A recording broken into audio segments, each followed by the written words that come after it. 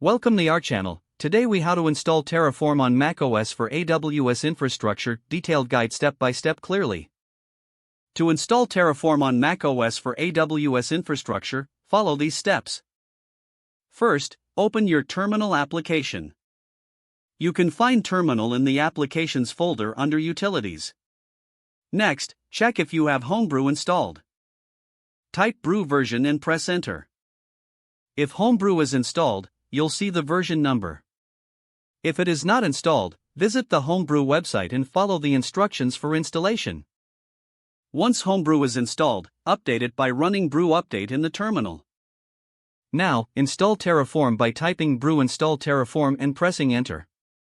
Homebrew will download and install Terraform for you. After the installation is complete, verify it by typing Terraform version. You should see the installed version displayed in the terminal. Next, create a project directory for your Terraform configuration files.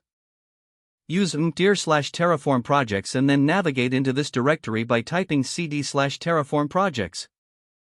Now, create a new configuration file by running touchmain.tf. Open this file in your preferred text editor. You can use nanomain.tf or open it in Visual Studio Code or another editor. In the main.tf file, define your provider.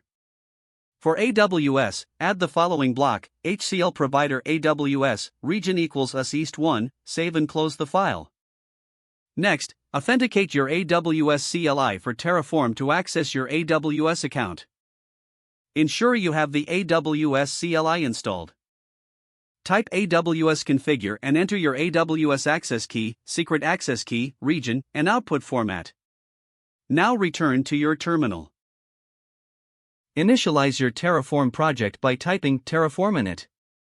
This command downloads the required provider plugins.